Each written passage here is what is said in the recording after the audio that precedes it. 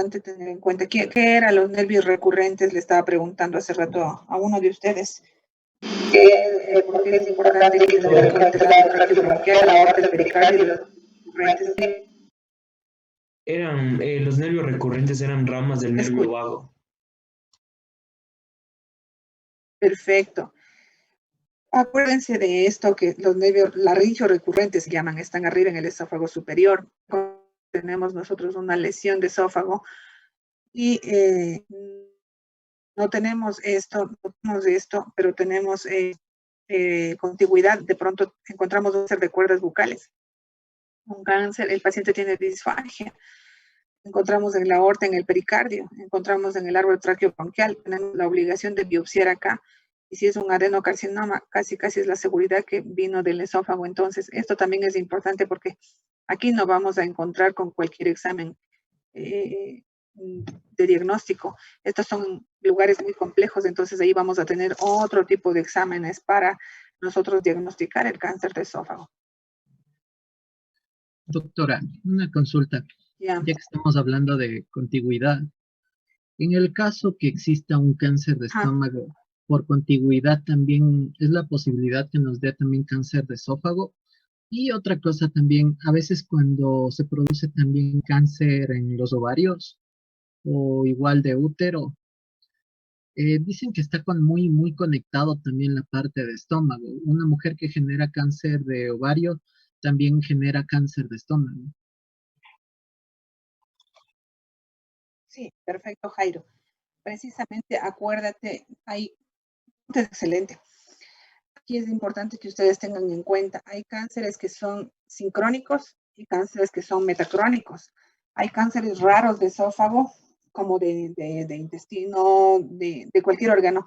Hay cánceres raros. Los sincrónicos y los metacrónicos generalmente pueden darnos problemas porque están asociados con otros cánceres. Por ejemplo, tienes cáncer de colon, además tienes cáncer de tiroides, además tienes en el timo, además en el páncreas. Entonces estamos hablando de sincrónicos o metacrónicos. Los metacrónicos quiere decir que tienes un cáncer, quizás tenga relación con el inicial. Al mismo tiempo, menos de 6 meses de diagnóstico, tienes un cáncer en otro lado. En este caso te estoy diciendo en timo, en páncreas, en intestino, en ovario, en útero. Entonces, ten la plena seguridad de que si es en menos de 6 meses del diagnóstico inicial del cáncer de esófago, estamos hablando de los cánceres sincrónicos. Y si es que es más allá de los 6 meses, pero menos de un año, estamos hablando de los cánceres metacrónicos. Es ahí la importancia de que nosotros hagamos los exámenes de diagnóstico. Nosotros tenemos en cuerda bucal, si nosotros tenemos en la parte alta, está comprometido el pericardio, quizás estamos hablando de cánceres sincrónicos que tengan que ver con cáncer de esófago. En conclusión, es de eso, Jairo. Ya. Gracias. Entonces, les decía hace rato, sí, la histopatología es importante tenerla en cuenta, sobre todo de los dos principales cánceres. El patólogo nos va a informar un tipo de epitelio acá, como les dije, va a encontrar epitelio de tipo intestinal, con glándulas, con células caliciformes, glandular, migró, y estamos hablando de un adenocarcinoma secundario, muy probablemente un esófago de Barre. Mientras que si el patólogo nos dice que ve células epidermoides, que ve epitelio plano estratificado con una desorganización, con células que no están bien identificadas, son irregulares, con núcleos grandes, que se llaman nucleolos, que están hacia la periferia, desorganizados, el epitelio está desorganizado, estamos hablando de un cáncer de tipo epidermoide. Nomás para que ustedes tengan una idea. Ahora, hay otra forma de clasificar el cáncer, es de acuerdo a la diferenciación. ¿A qué nos referimos cuando hablamos de diferenciación? La diferenciación es importante en todo tipo de cáncer, porque mientras más diferenciado es el cáncer, es más benigno. ¿A qué nos referimos con que es más diferenciado? A que tenga el mismo tipo de células, o sea, son bien identificadas las células. Por decir, el patólogo dice, tengo células con nucleolos bien identificadas, con citoplasma en varias capas, irregular, por ejemplo. Dice, ese es bien diferenciado, medianamente diferenciado, y los que son mal diferenciados quiere decir que prácticamente el patólogo no reconoce el tipo de célula, están completamente anárquicas, con una mala arquitectura, es todo una desorganización. A eso se llaman mal diferenciados. Mientras más mal diferenciados sean los cánceres, más agresivos son. Cuando ustedes vean el reporte de un patólogo que diga indiferenciado o mal diferenciado, el pronóstico es peor. Si el patólogo les dice cáncer bien diferenciado o medianamente diferenciado, el pronóstico es mejor. La localización, ustedes ven que es más frecuente en el tercio inferior, luego el tercio medio y en el tercio superior son pocos, pero los del tercio superior son los que a veces dan estas dificultades de diagnóstico que decía Jairo hace rato, y hay que tener en cuenta también ahí los sincrónicos y los metacrónicos. ¿Qué sintomatología da el cáncer? Como yo les dije hace rato, el cáncer inicialmente no da sintomatología. Si son lesiones pequeñas, el paciente quizás no tenga ninguna molestia. Lamentablemente, la mayoría de cánceres no dan sintomatología. Ya el paciente, cuando tiene un cáncer avanzado, podría presentar odinofagia, disfagia, disfonía, afonía, podría tener un dolor, simplemente un dolor brusco de aparición sin aviso y no cede, podría debutar haciendo fístulas traqueoesofágicas, como les dije ayer, puede presentar un hipo persistente que no mejora, puede presentar ronquera, puede presentar sangrado digestivo del cáncer, puede presentar, que sería un cáncer evidente, puede presentar sangre oculta en heces crónicamente y anemia, que son signos de bandera roja. Como ustedes ven, puede presentar o no presentar de acuerdo a la localización, de acuerdo al grado de compromiso, de acuerdo a la profundidad de afectación de las capas, de acuerdo a la diseminación, según el órgano afecto, el paciente va a presentar sintomatología. Pero tengan la seguridad que en cáncer inicial, definitivamente no vamos a tener sintomatología. Y ahí el detalle de ustedes, diagnosticar, pesquisar, identificar a los pacientes para un diagnóstico temprano de cáncer de esófago.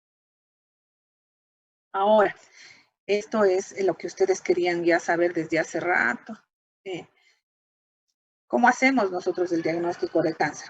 Obviamente, en lesiones tempranas, nosotros vamos a identificar con endoscopía.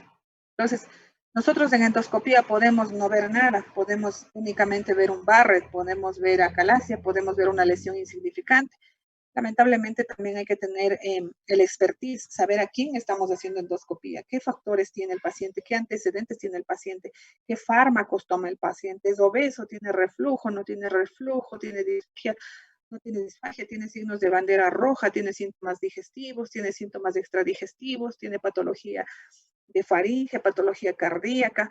El gastroenterólogo no solamente es un diagnosticador de gastritis, que eso no es el objetivo del gastroenterólogo. Un gastroenterólogo tiene que tener el expertise, la sapiencia clínica de saber hacer una buena historia clínica al paciente para poder nosotros buscar, enfocarnos a dónde vamos buscando, porque hay que ser malicioso para tener un diagnóstico temprano. Si a mí me dicen que Brian va a hacerse una endoscopía y no tiene ningún antecedente familiar, no bebe, no fuma, no tiene nada, probablemente le hago la endoscopía, le voy a mirar bien, pero no me voy a detener. Pero si el abuelo de Brian dice que es fumador, es obeso, tiene reflujo, alguna vez le dijeron que tiene acalasia, encima de eso últimamente ha perdido peso, tiene disfagia hipertente, a ese paciente yo ya no voy a entrar a mirar nomás, a ese paciente me voy a detener en el esófago distal, voy a hacer cromoendoscopía, voy a biopsiar con mayor detalle, voy a magnificar en la endoscopía. Entonces, fíjense que sigue siendo importante la historia clínica. No esperemos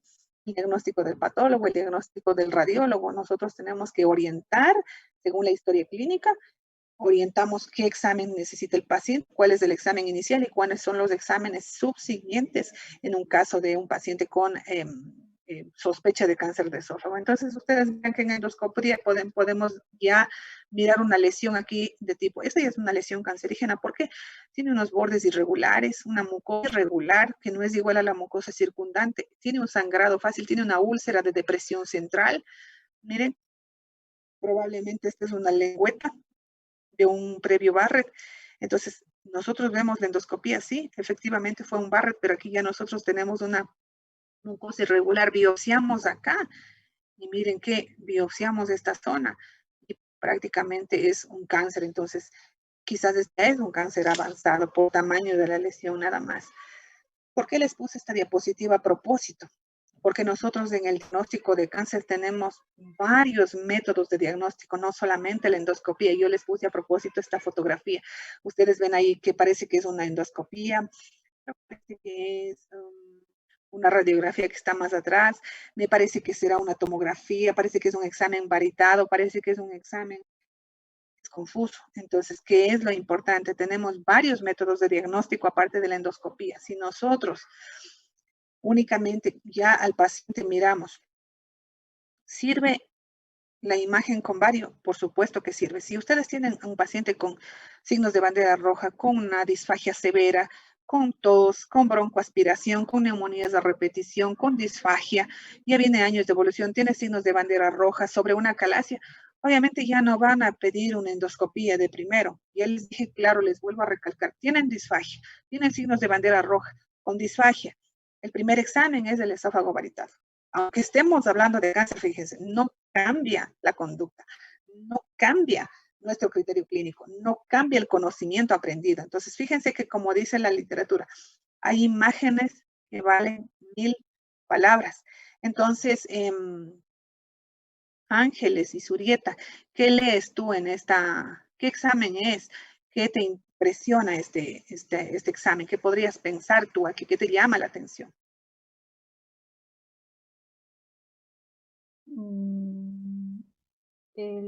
Podría ser el pico de pájaro.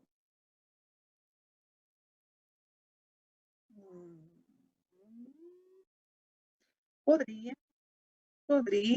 pero ¿qué te llama más la atención? Podría.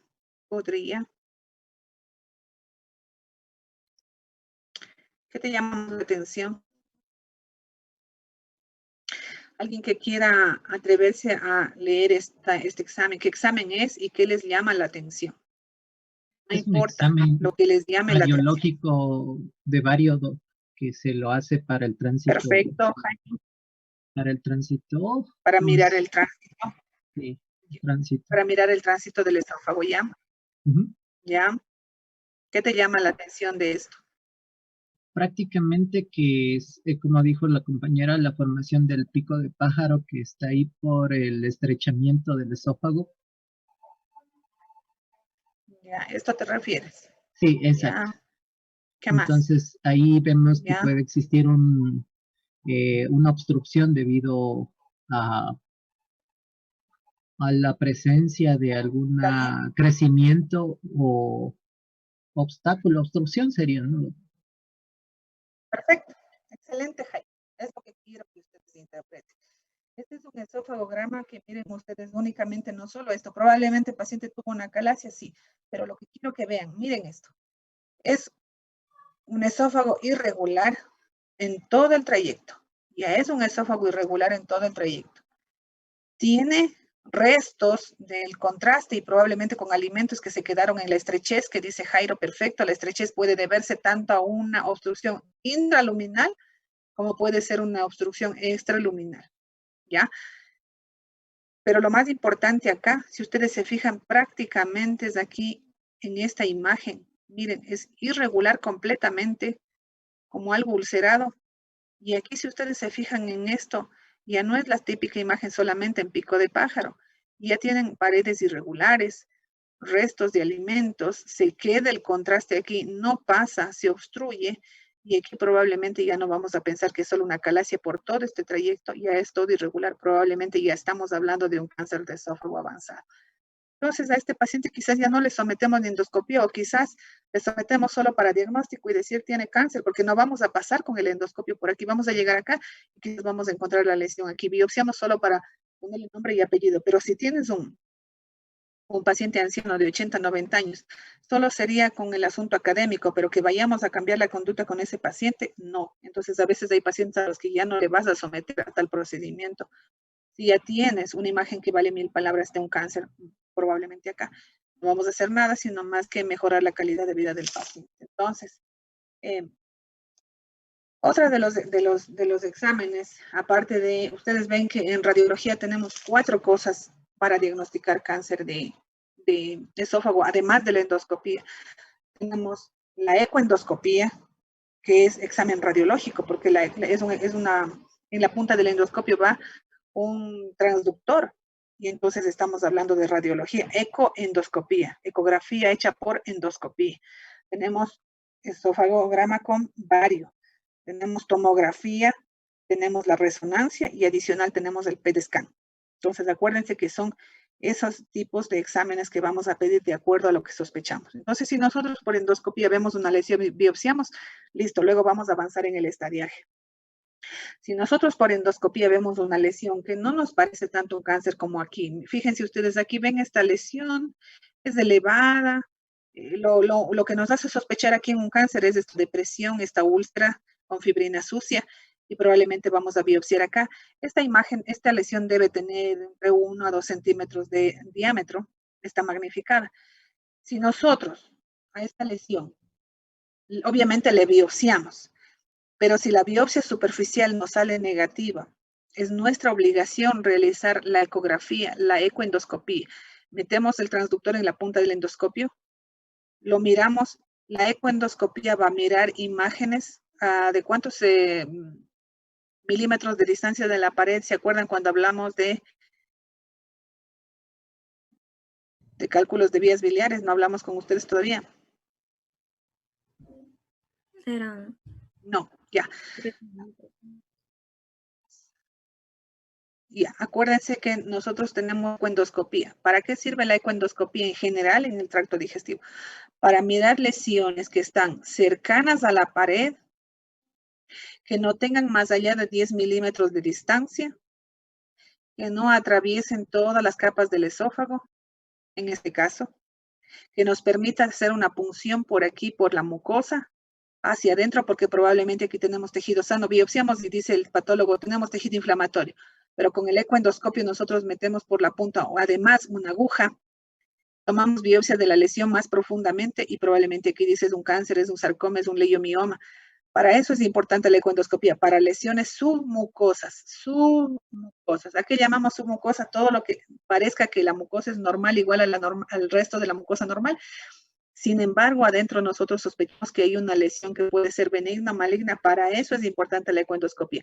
Siempre y cuando la lesión no esté más allá de 10 milímetros, máximo 20 milímetros de la pared interna del esófago, ahí nos sirve la ecoendoscopía. Y probablemente aquí nos va a decir, es una lesión, te pongo un ejemplo, es un adenocarcinoma de esófago en estadio temprano T1A y no invade más allá de la muscular de la mucosa. Muy probablemente este cáncer es resecable vía endoscópica, si hace una disección submucosa, curado el paciente, ¿sí? O prácticamente puedes hacer solamente una esofagectomía distal y el paciente tendría un tratamiento de tipo curativo. Para eso es la ecoendoscopía. Adicional, para diagnósticos de cáncer temprano, podemos mirar nosotros metástasis locales, locorregionales, como dice aquí. Es la técnica más precisa en el diagnóstico de afección de ganglios locorregionales. Porque quizás la tomografía no te va a ver esos ganglios afectos, pero la ecoendoscopía sí va a ver los ganglios afectos. Y ya estaríamos hablando de un cáncer T3A, quizás probablemente. Para eso es importante la ecoendoscopía. Para lesiones submucosas, caracterizamos las lesiones submucosas, tomamos biopsias de las lesiones submucosas y estadiamos el cáncer, sobre todo los cánceres tempranos y con invasión locorregional. Como ustedes ven acá, la diferencia con la tomografía, esta ya sirve para detectar metástasis a distancia. Entonces, por favor, no se olviden de esta importante técnica de diagnóstico en cáncer de esófago. También es importante en otras áreas que hemos de abordar en cada órgano la importancia de la ecoendoscopía. Esto es para que ustedes se acuerden de adenocarcinoma, de reflujo que llevaba a un Barrett. Si nosotros entonces es la historia natural de cómo un reflujo gastroesofágico puede afectar y llegar a un adenocarcinoma, la historia natural reflujo. Metaplasia aquí, la metaplasia es el cambio de células, aquí ya estamos hablando de esófago de Barrett, por favor. El esófago de Barrett, el patólogo nos va a decir si tiene una displasia de bajo grado, una de alto grado y un adenocarcinoma. Aquí es, ¿para qué les puse este gráfico? Precisamente es para diagnosticar, pesquisar un cáncer temprano que no haya invadido más allá de la muscular.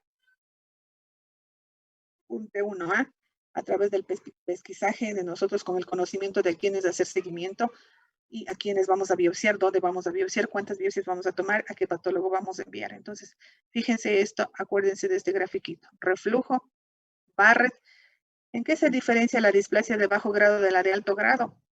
En el desorden celular, en la alteración de la arquitectura, como les dije hace rato, en la disposición de los nucleolos. Ahí se va a diferenciar. Una de bajo grado va a ser más organizada. Una de alto grado va a ser tan desorganizada que algunos ya la consideran cáncer in situ. Pero si ustedes diagnostican en esta etapa un cáncer temprano, vamos a tener el chance de ofertarle a ese paciente un tratamiento de tipo endoscópico y terapéutico y es más curativo. ¿Ya? En conclusión. ¿Para qué nosotros estadificamos el cáncer? Para ofrecerle al paciente la posibilidad de curación, para ofrecerle al paciente la posibilidad de un tratamiento quirúrgico o endoscópico, o para decirle al paciente no arriesguemos su calidad de vida, dejemos de ahí, dejemos a la historia natural, le daremos solamente tratamiento de tipo paliativo. Para eso nosotros estadificamos un cáncer de esófago.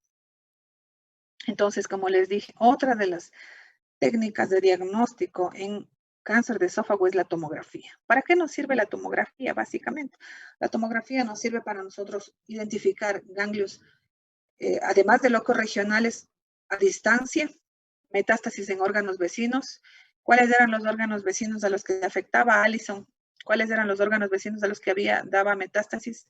Hígado, pulmón, hueso y sistema nervioso central. Hígado. ¿No? Miren que con tomografía también podemos ver hueso, sí, y sistema nervioso central. Perfecto. La tomografía nos va a identificar claramente zonas de probable metástasis cuando nosotros ya sospechamos y queremos estadiar y queremos decir si el paciente puede tener el beneficio de un tratamiento quirúrgico o ya no tiene el beneficio de un tratamiento quirúrgico o hasta dónde se ha diseminado. Estadiamos con el Sistema Internacional de Estadiaje, que es el TNM. El T que quiere decir tumor, tamaño de tumor, el N que es el número de afectación de ganglios linfáticos, y el M que es las metástasis, ya sean locales o a distancia. Ese es el TNM, es un sistema de estadificación mundial de cáncer y se utiliza en las estadificaciones de todos los tipos de cánceres del cuerpo humano. Esta es otra de las cosas que tenemos nosotros en diagnóstico de cáncer de esófago. Este es un PET-scan. ¿Para qué nos sirve el PET-scan?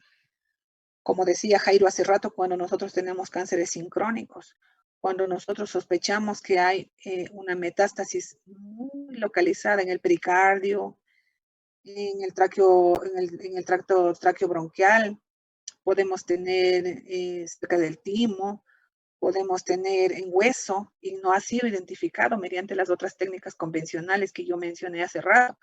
Nosotros ahí utilizamos el PET-scan porque es tan importante que hagamos el diagnóstico correcto. Si ustedes tienen, les voy a poner un mal ejemplo, ustedes son los pacientes, sus familiares son los pacientes, son jóvenes, tienen la posibilidad de tener una calidad de vida, les va a encantar que se les haga un diagnóstico bien hecho, como lo dicen los expertos internacionales. Entonces no les va a gustar que alguien les diga, ¿sabes qué? Tú tienes un cáncer, yo te voy a tratar y ya estás curado. Y cuando había la sospecha de otro lado, resulta que te hacen una esofagectomía distal y no se fijaron que ya tenías una metástasis en pericardio. Y luego progresa este cáncer y aquí le acusas tú. Entonces es muy importante que ustedes tengan en cuenta que el PET-scan es un examen que se hace en pocas ocasiones cuando sospechamos de metástasis a órganos poco convencionales, ¿sí? Cuando nosotros sospechamos metástasis sobre todo óseas y puede también servir en lo que es un PET-scan corporal, obviamente no vas a hacer un PET-scan solo localizado, el PET-scan siempre lo hacemos corporal, acuérdense eso, cabeza, cuello, tórax, abdomen, para identificar si es que hay algún lugar que capta el radionúcleo en este caso, es decir, el paciente tiene metástasis acá y entonces tendremos que tratarle de una manera diferente este paciente. Entonces, acuérdense también del PET-scan. Esta es otra de las cosas que nosotros tenemos en cáncer de esófago, la resonancia magnética. La resonancia tampoco se utiliza de una manera convencional. Ustedes ven que la resonancia tiene otro medio de trabajar. Ella hace mediante difusión con hidrogeniones. La ventaja de la resonancia es que tú no irradias al paciente, no inyectas contraste, porque puedes utilizar en pacientes en los que no se puede hacer la tomografía contrastada con falla renal. En los pacientes que tengan alergia al contraste puedes utilizar la resonancia magnética. Adicional, la resonancia nos va a dar imágenes más certeras también en la zona del pericardio, también en la zona del árbol traqueobronquial, también en la zona del timo. Nos va a decir con mayor claridad, identifica los ganglios locales y regionales. Y también la resonancia tiene mayor exactitud para identificar metástasis en sistema nervioso central. Y ahí la importancia de la resonancia magnética. Entonces, se puede utilizar, por supuesto, con las indicaciones que yo les dije anteriormente. Entonces, una vez que nosotros hemos identificado al paciente con cáncer, una vez que nosotros hemos estudiado al paciente con cáncer, lo ideal es, como decía Jairo hace rato, identificar tempranamente el cáncer. Si nosotros tenemos un estadio T1, que no haya invadido la submucosa, acuérdense, para mí es T1A, que no haya invadido más allá de la submucosa. Eso es lo que quiero que ustedes lleven en su cabeza. Estadios tempranos de opción a tratamiento endoscópico. Miren que si nosotros tenemos solamente una afección mucosa, no más allá de la submucosa, podemos hacer tratamientos endoscópicos ya como una disección mucosa. ¿Qué quiere decir esto? Podemos hacer una terapia fotodinámica o una ablación con radiofrecuencia. Todo esto se hace a través de la endoscopía. Obviamente aquí en el país no hay terapia fotodinámica, no hay ablación por radiofrecuencia, recién se está pretendiendo obtener en ciertos hospitales privados. Y la resección mucosa hay que tener mucho expertise, especializarse, hacer una alta especialidad solo en disecciones submucosas de tracto digestivo, pero se puede hacer. Entonces, aquí cuando nosotros hablamos de resección mucosa, solamente vamos a remover el segmento de la afección del esófago por medio del endoscopio con ciertas técnicas que ya los gastroenterólogos lo hacen muy bien. Los que hacen esto sí se hace mucho en el Japón, se hace en Estados Unidos, se hace en países altamente especializados, en países altamente desarrollados, donde tienen las técnicas, donde tienen la cantidad de pacientes y donde tienen todos los instrumentos para hacer esto. La fotodinámica es una especie es como que ustedes le dan electricidad, ya, se concentra en el tejido tumoral, se aplica este tipo de luz y destruye el tejido, obviamente, este es el mecanismo por inducción de apoptosis. Esto es nada más para que sepan. Una de las cosas para que ustedes sepan que hay que dar terapia fotodinámica es que la lesión tiene que ser una lesión ligeramente elevada o plana, no más allá de 0,5 milímetros. Si es una lesión más allá de eso, ya no tenía chance a hacerse terapia fotodinámica. Y la ablación por radiofrecuencia sí se hace, esto sí se hace en displasias de alto grado, en Barrett, con displasia de alto grado o considerado carcinoma in situ. Se hace una ablación por radiofrecuencia y esto se hace por medio de electrodos. Entonces es una corriente eléctrica que también destruye las células siempre y cuando las lesiones sean planas, no más allá de 0,5 milímetros. Saber identificar esto para poder llegar a esto, esa es la clave de pesquisa de cáncer de esófago. Por lo tanto, para ustedes como médicos generales que sepan que a las lesiones premalignas se debe hacer vigilancia endoscópica para pestixizaje de cáncer de esófago, es lo más importante. Eviten ir a la esofagectomía. Eso es, creo que, el objetivo de esto.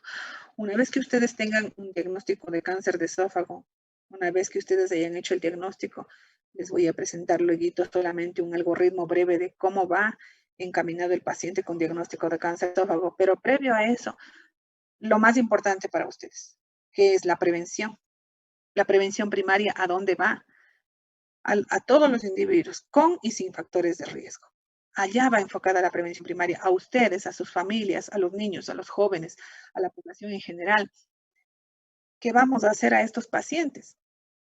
Vamos a hacer una endoscopía, porque si dice que la frecuencia de cáncer de esófago está entre los 40, 50, 60 años, todo paciente con o sin síntomas debería ser sometido a una endoscopía de pesquisaje a los 40, 45 años. Eso es la prevención primaria, ¿sí? Adicional, si ustedes ven que el paciente tiene factores de riesgo que son modificables, orienten a suspender esos factores de riesgo. ¿Cuáles serían los factores de riesgo modificables? Déjenme verles. Alcohol, tabaquismo, dieta. Obesidad, Perfecto. ¿Qué más? Suspender el hábito tabáquico, bajar de peso, una alimentación saludable. ¿Qué más? Lo que ustedes hacen todos los fines de semana. Estudiar. ¿Qué hacen todos los fines de semana? Suspender el hábito de estudiar. Bien, ¿quién fue el valiente? Bien. Excelente. Me gusta esta respuesta. Perfecto, suspender el hábito del alcohol. Bueno, en conclusión, allá va enfocada la prevención primaria, como ustedes ven.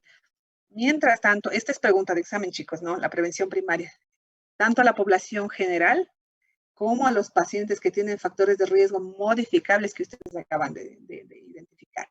Y la prevención secundaria, mientras tanto, vamos a hacer a todos los pacientes con lesiones preneoplásicas, pero que no tienen un diagnóstico histopatológico. Por ende, acá van los pacientes con acalasia, con Barrett, ¿no es cierto?, con esofagitis crónica por cáusticos. A estos pacientes va orientada la prevención secundaria. ¿Para qué? Para el pesquisaje. Esto ya va por el gastroenterólogo. Ustedes quedan hasta aquí. Prevención primaria. Cuando ya pasa a prevención primaria, refieran a segundo nivel o refieran al especialista de gastroenterología, que es lo que ustedes tienen que quedarse con esa idea. Aquí vamos a hacer vigilancia endoscópica. Eso nos corresponde a los gastroenterólogos de niveles superiores de atención. Y este mensaje no les he dado estadiaje a ustedes porque realmente no interesa que como médico general conozcan que si el T1, si el T2, si el N1, si el N2. Simplemente saber que el sistema de estadiaje es mundial, TNM, tumor, número de ganglios de afectos y metástasis. No me interesa más que ustedes sepan qué hacer con ese paciente. Entonces, prácticamente antes de eso, quiero ponerles este algoritmo. Jairo tenía bastante interés en saber cómo se hace el algoritmo de seguimiento del paciente con cáncer de esófago. Entonces, para una sospecha, hacemos una endoscopía. Si la endoscopía nos da una lesión, nos confirma el diagnóstico de cáncer de esófago, ¿qué vamos a hacer? El estadiaje. ¿Para qué estadiamos? ¿Con qué estadiamos? Con tomografía, con PET-scan, con resonancia, con ecoendoscopía, con todo lo que yo les dije. De aquí va a depender. Si el paciente tiene un estadio precoz, sí, como en este caso, vamos a hacer, ustedes ven acá, la ecoendoscopía. ¿Para qué? Para ver los ganglios. Aquí dice N0 o casos dudosos que eran los ganglios locales o locorregionales. Para eso hacemos la ecoendoscopía. Probablemente, ¿con qué? Con biopsia. Biopsia guiada con aguja fina. Porque se supone que, ¿por qué vamos de ecoendoscopía? Porque sospechamos. La histopatología nos dice negativo, pero nosotros seguimos sospechando, el paciente tiene altos factores de riesgo, probablemente decimos es un estadio precoz, hacemos la ecoendoscopía con biopsia nos confirma que hay un cáncer, la profundidad, y de ahí decimos, ¿es un T1 o un T1B? En conclusión, cáncer temprano. A estos pacientes T1A que no pasaron la submucosa, resección endoscópica. Miren que ya les digo 2 veces. A estos pacientes que pasaron el T1B, al T2, cirugía radical, y estos pacientes pueden beneficiarse con una curación. Pero si el paciente, ¿por qué puede scan? Por tomografía, por cualquiera de los exámenes que yo les dije, tiene un T3, el T3 que era, Santiago, acuérdate del T3, ¿qué era que pasaba ya con el T3? Que ya había avanzado a las capas musculares, Doc.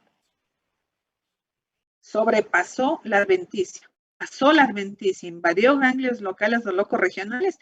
A este paciente ya nos interesa darle un neoadjuvancia, ¿qué quiere decir? Nosotros siempre hablamos de quimioterapia previa a una cirugía. ¿Para qué? Para disminuir el tamaño del tumor y probablemente el paciente tenga opción a curación. Para eso es la neoadjuvancia. Pero si el paciente ya tiene metástasis, vista por tomografía, vista por resonancia, el tratamiento definitivamente es paliativo y ya no tiene chance de curación. El paciente que ya invadió más allá de los ganglios locales, miren, ya va a tratamiento paliativo. Resonancia T4B, peor todavía, ya quimioterapia también es paliativa. Definitivamente no tiene chance a otra cosa este paciente ni a radioterapia porque ya ha invadido varios órganos a distancia. Ya no tiene chance al tratamiento quirúrgico. Es solo de aspecto paliativo para mejorar la calidad de vida, una quimioterapia, si es que el paciente obviamente reúne las condiciones. Caso contrario, en esa circunstancia que estamos, dime.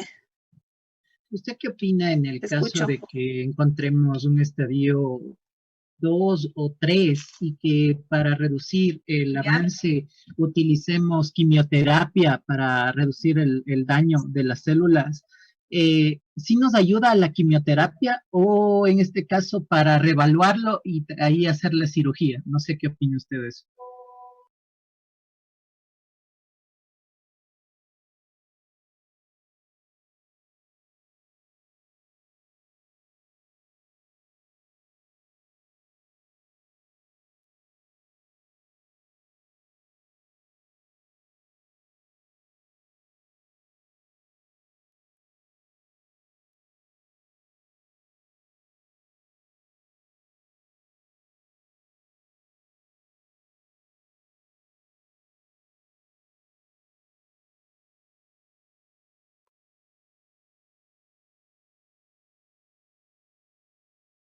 No se le escucha, doctora.